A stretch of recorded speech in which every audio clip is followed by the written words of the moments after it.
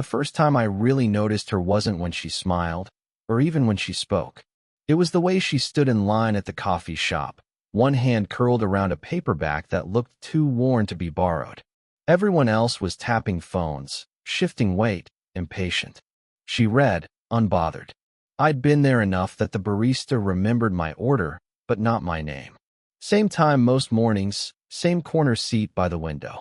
22 and home again, though nobody asked why. I guess it showed anyway. When she stepped up to the counter, I caught myself glancing too long. Not because she was beautiful, though she was, but because she looked like she belonged, and I didn't. Medium drip, no room, she said. Her voice was steady, careful. I ducked my head, unfolded the same napkin I always did, smoothing it against the table until it lay flat. Habit. Something to do with my hands. The barista called my drink. I stood, and in the small space between the counter and her shoulder, she turned slightly, as if to let me pass. Our eyes caught. Just a flicker, nothing more. You're usually here before me, she said. I blinked, half grinning before I knew why. You noticed? Her mouth tugged upward. You always fold your napkin. Kind of hard not to. I laughed, short, too quick. Yeah, guess I do. That was it. Nothing clever, no smooth reply. Just me holding a paper cup too hot to touch, standing in the way. But the moment stretched, like maybe she was waiting for more. Or maybe I only wanted her to. She took her drink and walked to a seat not far from mine. Not close either. A diagonal that meant we weren't together, but we weren't apart. I sat, stared at my phone screen. A draft text blinked back. Hey, how've you been? To someone I hadn't sent a message to in months. I deleted it again. Across the room, she set her book face down, careful not to crease the pages. She pulled her sweater tighter, then glanced out the window like she'd been caught in her own memory. For a second, I thought she might turn to me, say something else. She didn't. But when she stood to leave, she paused by the trash bin. You don't say much, do you? I looked up, startled. I guess not. She tilted her head, considering me like a puzzle piece. That's rare. And then she was gone, the door swinging shut behind her, a rush of cold air following. I sat there longer than usual, coffee cooling untouched. Later, when I finally pulled out my phone again, there was a message I didn't expect. Unknown number. Just 5 words. Next time, sit closer. L. I stared at it until the screen dimmed. And for the first time all summer, I didn't delete the draft. The message had sat on my phone all day, screen lighting up in my pocket like a secret I wasn't sure I was meant to keep. I didn't reply, didn't even save her number. But the next morning, I found myself walking into the cafe 10 minutes later than usual, like maybe she'd be there first. She was. Her book was open, coffee already half finished. When she saw me, she lifted her eyes, the faintest curve at the corner of her mouth. Not a smile exactly, something quieter, like recognition. You're late, she said. Didn't know we had a schedule. Her gaze flicked to the seat across from her. Well, you're here now. I sat down, the scrape of the chair too loud. We didn't talk right away. Just the hum of machines, the soft clatter of spoons, her finger tracing the rim of her cup. Finally, she said, I used to come here with my husband. He hated the coffee. Said it was too bitter. She gave a half laugh, shaking her head. But I liked it. Guess that's why I still come. I wasn't sure if I should say something back, but the silence stretched until it needed an answer. You're divorced? She nodded once. A while now. I caught myself staring, then dropped my eyes to my cup. The steam had thinned, the napkin under my palm crumpling where I'd pressed it too tightly. Sorry, I said. Don't be. You didn't ask. But I had, in a way. We talked a little after that. Not much, just pieces. She asked if I was back from school, what I studied. I told her computer science, though I wasn't sure I wanted to keep at it. She asked if I missed campus, and I almost said yes, but what came out was, I missed not feeling like I'm in between things all the time. Her eyes lingered on me, softer now. Yeah, I know that feeling. There it was again, that pull. The sense that she understood something about me I hadn't said. And maybe she felt the same. Still, beneath it, a quiet hum of warning. She was twice my age, old enough to be my mom's friend. Maybe she was someone's mom. Sitting here with her wasn't wrong exactly, but it wasn't the kind of thing I could explain to anyone else either. When the words ran out, she pushed her cup aside. "Do you want some tea? I always make too much at home." I hesitated, then followed her across the street. Her townhouse was small but warm, books stacked unevenly, a blanket tossed over the couch. She moved easily through the space, pouring hot water into chipped mugs. We sat there, steam rising between us, saying almost nothing. The kind of silence that wasn't empty, it was full, pressing. At one point, she reached across the table to push the sugar closer to me. Our fingers brushed, light as static. Neither of us pulled back right away. It was nothing, just a small gesture. But when I walked home that night, I kept replaying it, like it meant something more. I don't know why that moment stayed with me. Maybe because it felt like someone finally saw me. It didn't take long before it became a rhythm. Me walking in, her already there, or sometimes arriving just after, like we'd agreed without ever saying it. A seat across from her. A few words. The rest just silence, comfortable enough to make me forget how strange it was. But one morning, the chair opposite her wasn't empty. A man, maybe late 30s, sat in my place, leaning in too close, his voice carrying even when he meant it not to. I stood by the counter longer than I needed to, fingers drumming the lid of my coffee, watching her. She wasn't smiling. Not really. But she wasn't pushing him away either. When our eyes finally met across the room, hers shifted quickly down to her cup. A flicker. Nothing more. But it landed harder than I expected. I thought about leaving, taking my coffee outside. Instead, I sat at a table near the window, too far to hear, too close not to notice. My chest felt hollow, like I'd walked into someone else's story. 10 minutes later, he left. She gathered her things slowly, as if waiting for him to be gone. Then she came over, stopping by my table. "You didn't come sit," she said. There wasn't room. Her eyes searched my face, then softened. "You could have waited."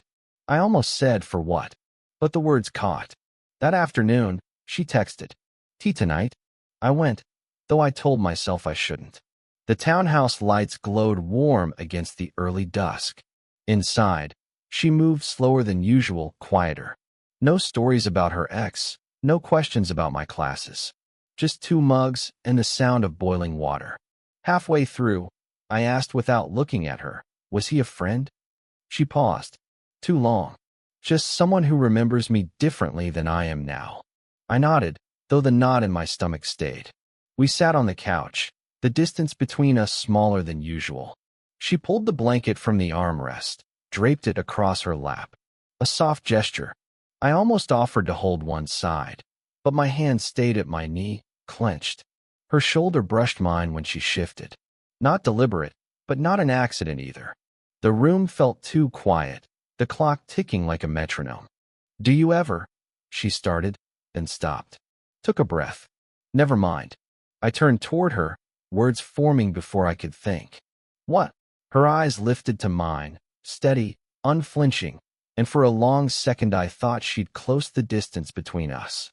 I leaned in just enough to feel the warmth of her breath, the space narrowing. And then she stood, sudden, pulling the blanket tighter. "It's late. You should go." I nodded, throat tight, pretending it didn't matter. But walking home, the ghost of almost lingered heavier than anything real. We ended up walking together one evening, not planned. I'd been out later than usual, headphones in, when I saw her ahead on the sidewalk, carrying a paper bag of groceries. I caught up, offered to take it from her. She hesitated, then handed it over with a small nod. "Didn't know you walked this way," I said. "I don't. Usually drive. Thought I could use the air tonight." We moved slow, our shadows stretching in the yellow wash of street lamps. Leaves scattered across the pavement, crunching under each step. Neither of us filled the silence much. Finally, I asked, "That guy at the cafe, you see him often?" Her pace faltered. Just a beat. "No, not really." I pressed. "He seemed like he wanted to." Her jaw tightened, then relaxed. Does it matter? I stopped walking, the bag heavy in my hands. I don't know. Maybe it shouldn't. She turned toward me, her face half lit, half hidden. You're 22. You shouldn't be worrying about who sits with me. I'm not. My voice cracked, too sharp. I lowered it. I'm not worrying. I trailed off, shaking my head. Forget it. But she didn't let me off. She studied me, quiet and steady, until it felt like she could see through every word I didn't say. You think this is simple, she said softly. I gave a short laugh, bitter at the edges. Nothing about this feels simple. For a moment, neither of us moved. The night hummed around us, distant traffic, a dog barking 2 blocks over. Her hand gripped the strap of her bag too tightly. Mine clenched the paper sack until it crinkled loud in the dark. I haven't let anyone close in a long time, she admitted, voice barely above the air. And I don't know if I can. Or if I should. The words landed heavy. And then, before I could lose my nerve, I said, You already have. Her lips parted, not in surprise, but in something closer to pain. She looked away, toward the faint glow of her townhouse a few doors down. You don't know what you're asking. I'm not asking. My throat felt tight, my pulse too fast. I can't keep pretending it's nothing. Silence. Long, heavy. She didn't answer, and yet her eyes flicked back to me, holding, wavering. A step closer, and the space between us would be gone. I wanted to move. God, I almost did. But then she whispered, What happens if we cross that line? And the question hung there, fragile, trembling, as if the night itself was waiting for me to answer. The next morning, her chair at the cafe was empty. I told myself she'd just slept in or had errands. But the day after, still nothing. And the next, for the first time in weeks, I sat alone again by the window, napkin folded and refolded until the edges tore. The space across from me looked wrong without her book, her sweater, the way she tilted her head when she listened. I almost texted. My thumb hovered over the screen. You okay? But I deleted it before the last letter. On the 4th day, I saw her. Not at the cafe, but in her driveway. She was pulling groceries from her trunk, moving quickly, as if she didn't want anyone to see. I almost called out. Instead, I slowed my steps, waiting for her to look up. She didn't. When I finally said her name, she startled, the carton of eggs nearly slipping from her hand. Oh, she said too lightly. Didn't see you. You've been gone. Her eyes flickered. A hesitation. Then, my daughter's home. For a few weeks. I froze. The word hit harder than I expected. Daughter. A piece of her life she hadn't mentioned, not once. She's in college, she added quickly, as if that smoothed it over. I've been busy. I nodded, trying to swallow the knot in my throat. Makes sense. But something shifted in her tone, her stance, like she was pulling the air between us tighter, setting boundaries that hadn't been there before.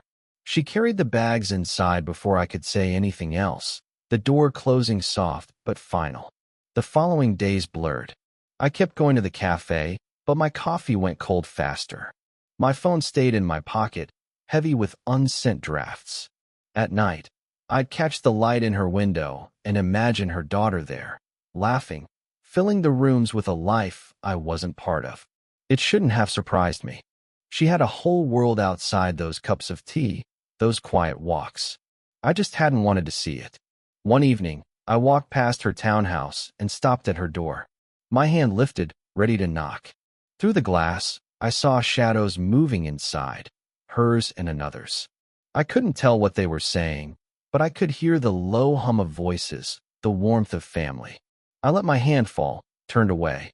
Back in my room, I typed out a message. I miss our talks. Stared at it until the letters blurred. Then erased it, leaving the screen blank again. I didn't feel heartbroken. I felt paused, like life forgot to finish the sentence. The chair across from me at the cafe stayed empty. But it didn't feel empty. It felt like it was waiting. It was late when it happened. Not planned, not expected. I was walking home from a friend's place, hood up against the cold, when I saw her porch light on. She was standing outside, coat pulled around her, staring down the street like she was waiting for something or someone. I slowed, unsure if I should stop, but she looked up, and our eyes caught, and I couldn't just keep walking. "You're out late," I said, half a whisper, half a question. "So are you." Her voice was tired, but not unkind. She motioned toward the step. "Sit." I did. The wood was cold even through my jeans. For a while, we just listened, the creak of the trees, the hum of a distant car. Finally, she said, "She went back yesterday." "My daughter." I nodded. "You didn't tell me about her before." Her shoulders sank a little. "I don't tell anyone much. It's easier that way." "Easier than what?" "Easier than explaining why I live alone now. Why I spend too much time in a coffee shop. She stopped, pressing her lips together. I swallowed hard. My hands twisted against each other. "Why you let me sit with you." Her laugh was soft, without humor. Something like that. The silence pressed in again, heavier this time. My chest ached with all the words I hadn't said, the ones I wasn't sure I was allowed to. "I don't know what this is," I admitted finally. "I just know it matters. More than it should." She turned then, looking at me fully, her face close in the dim porch light. "You think I don't feel it?" The honesty in her voice cut deeper than anything else could have. I didn't move, didn't touch her, just sat there, staring at her hands folded tight in her lap, knuckles pale from the pressure. I wanted to reach across, to loosen them, to let her breathe. Instead, I said, "So what do we do?" She exhaled, long and shaky. "That's the part one don't know. I can't be reckless. Not at this point in my life. And you?" Her eyes softened, almost breaking. "You deserve someone who doesn't flinch every time you get too close." I nodded, throat dry. "Maybe. But I'm here anyway." Her lips curved, just faintly. Not a smile exactly, something more fragile. She shifted her hand, the barest movement, until her fingers brushed mine on the step. A touch so small it could have been nothing. But it was everything. She didn't say yes. Didn't say no. Just, okay. And for the first time, it felt like enough. Time didn't race forward. It slipped quietly. Days, weeks, seasons shifting without permission. We never had a single moment where we decided. No dramatic confession, no lines crossed in the dark. Just small things that changed, one at a time. I still went to the cafe most mornings. So did she. Sometimes we sat together, sometimes apart, depending on who noticed first. By then the barista knew us both. Our orders called like clockwork. Medium drip, no room, small chai, no sugar. Once, she caught me smoothing out the napkin again, pressing the creases flat.